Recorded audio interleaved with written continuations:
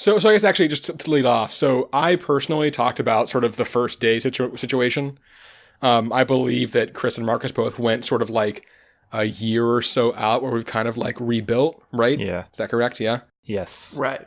But the important thing is, when we say things are built out of Legos, this isn't like, it's the actual, all the supporting elements and structural stuff is just Legos. It's not like Exactly. Lego facades on things. Yeah, because they have built like houses out of Legos, but they've had like wood frames to support them, like structurally. Right. Yeah. So that doesn't count. Right. So we're going to make it better. We want it to be 100% Lego.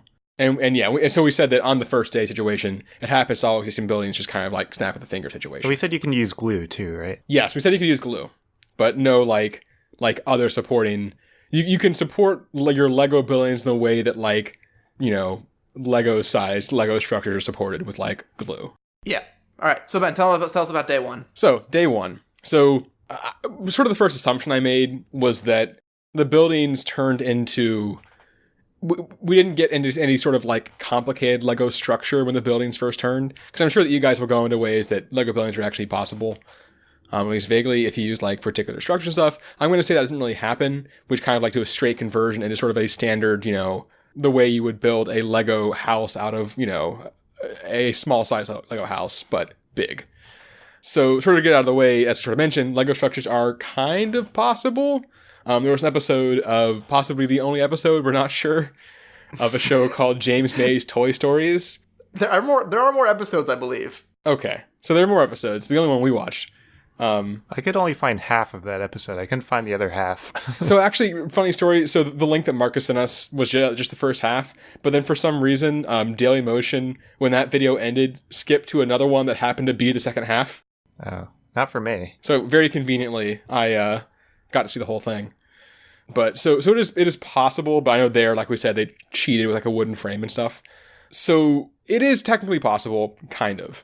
But an important point to remember in this theoretical Lego construction is that if part of the structure starts failing, the entirety of it is almost definitely going to fail. So like, as an example, in that episode, they did a part where they made structural beams out of Legos. They had an example where they had one with closed ends and one with open ends. And the open-ended one broke at like 11 kilograms of weight, and the closed-ended one broke at 16 kilograms of weight. So like, having that structural integrity all the way through is very important to this theoretical structure. So the problem with, say, a house or an apartment building is that somewhere in that house or apartment building, you're going to have a very dense object. So even if theoretically it would stand on its own, empty, somewhere you're going to have, and the one that I thought of that's going to be like the real problem probably, is like a refrigerator. And a refrigerator is somewhere between like 170 and 350 pounds empty, depending on what model refrigerator is. And that's going to be just sort of concentrated all in one spot. And it's basically definitely going to go through the floor. And once that goes through the floor, that whole floor is going to lose its structural integrity and collapse. And then, of course, it's also dropping down through the building at that point. And if a Lego floor can't hold a refrigerator that's stationary, it definitely can't stop one that's falling downwards. Also, the 3 other refrigerators from the floors above it. Exactly, yeah. So I kind of figure that basically every building is coming down. Yeah, there's a lot of heavy stuff in buildings. Yeah, I figure your two main pain points are going to be fridges and like window AC units.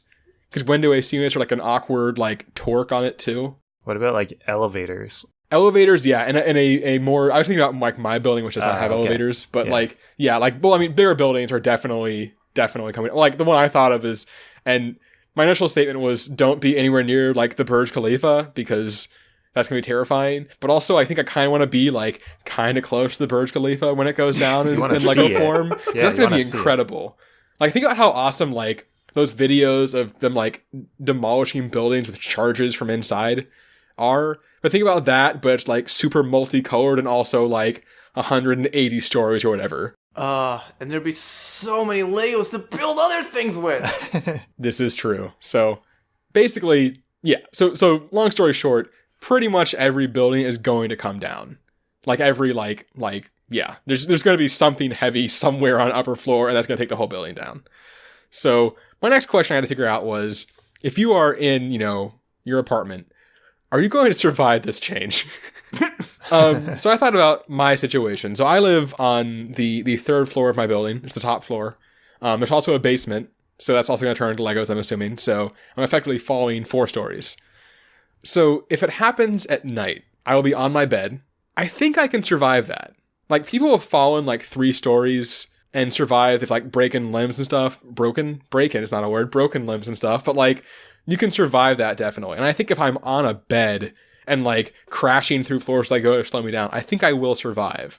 If I were on the second floor, maybe not, because the third floor is coming down from on top of me.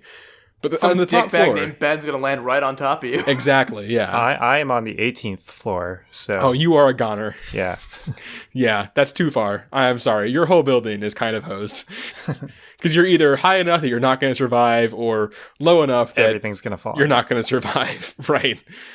So let's say that happens. I'm going to say that I survive basically unharmed. A decent portion of people, I think, will be mostly okay. Like, if you live in your own home, you're probably fine. There might be a few people with, like, parachutes in their apartments somewhere. Emergency parachutes. We have to be wearing the parachute deployed. When you sleep. Yeah. Also, that's not going to work for like a 3-story building. Parachutes don't really work on that kind of vertical scale. Well, for my, like, skyscraper situation. If you're in the Burj Khalifa. Yeah. If you're in the Burj Khalifa And sleeping already with a wearing parachute on. parachute. You'll be okay, maybe.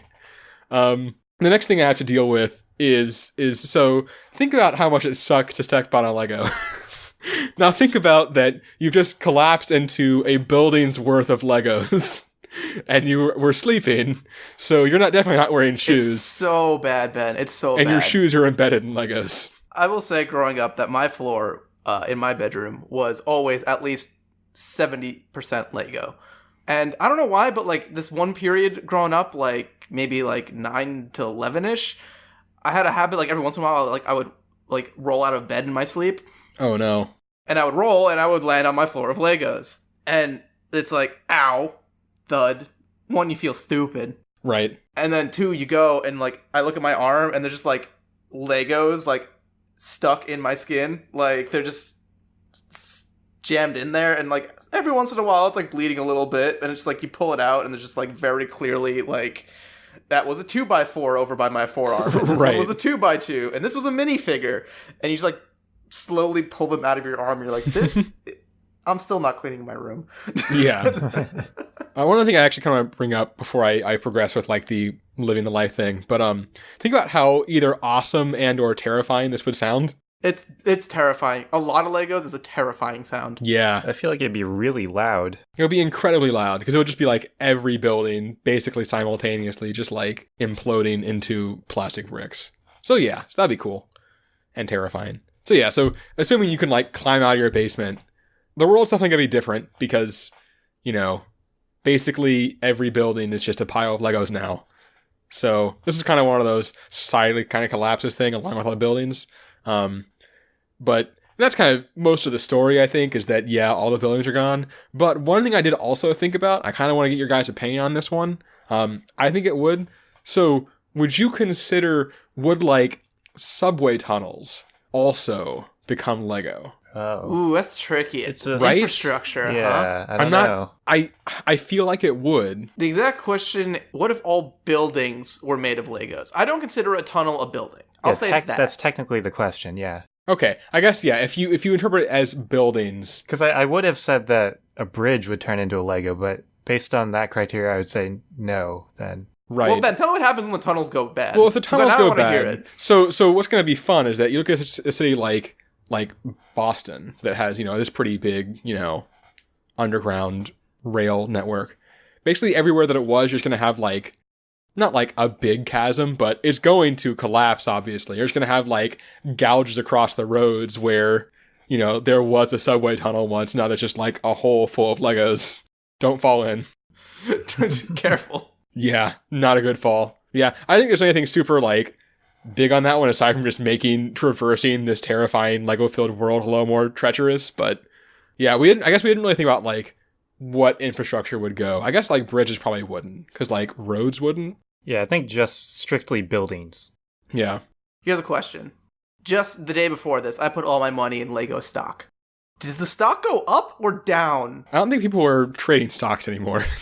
No, people are just going to be trading stocks, Ben. Don't underestimate those Wall Street folks. I think stock goes down because I would say stock definitely goes down. they're not going to be able to sell Legos anymore. Legos are just No, everywhere. but you still can manufacture the specific pieces people need. Oh, And people are going to want specific Legos.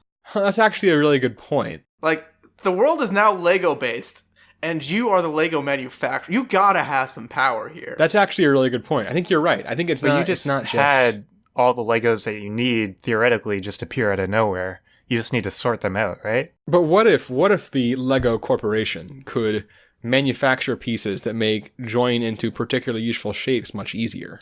I think that's Lego's already designed to do that. Yeah. Ben. That's a good point. You're right. Actually, Legos are That's designed what- to combine efficiently into good shapes. That's kind of what Legos are, aren't they? Okay. What if Lego made a piece that interlocked with another piece? Yes. You know how much fun it is to take two Legos and hold them next to each other? What if you could connect them? What if they held themselves together? My God. Oh my god. Oh, I think we're onto something. Let's get a patent going. Yeah.